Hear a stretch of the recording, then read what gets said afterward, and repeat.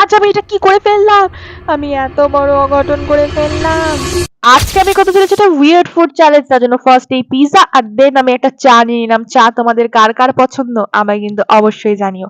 তো এই দেখে নাও, নিয়ে এসেছি একটা পিজা যেটা আমার খুব ফেভারিট, আর চা সেটাও আমার খুব ফেভারিট। তো এই দুটোকে এবার আমি কি করব চলো তোমাদের দেখাই। তো এই দেখো, পিজার একটা স্লাইস নিয়ে নিয়েছি, এবার চায়ের মধ্যে ঢোকাচ্ছি। আমি তো নিজেই হাসছি যে ভাই কি করতে চলেছি, জি যে কি বিচ্ছিরি খেতে লাগবে। তো এই দেখো আমি ডিপ করে নিলাম, ডিপ করে তো আমি নিজেই ভাবছি যে এটা খাবো কি ফেলে দেবো, লোকের দিকে তাকাচ্ছি লোকে কেউ উল্টো পাল্টা বলছে না তো। তো দেখো আমি ফার্স্ট বাইটটা নিয়ে নিলাম।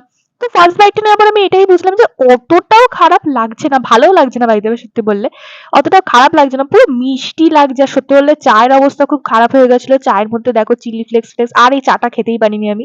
তো যাই হোক, আমি বলবো এটা হিটও না ফ্লপও না, মোটামুটি আমার মতন পাগল হলে ট্রাই করতে পারো, এটাই বলার ছিল।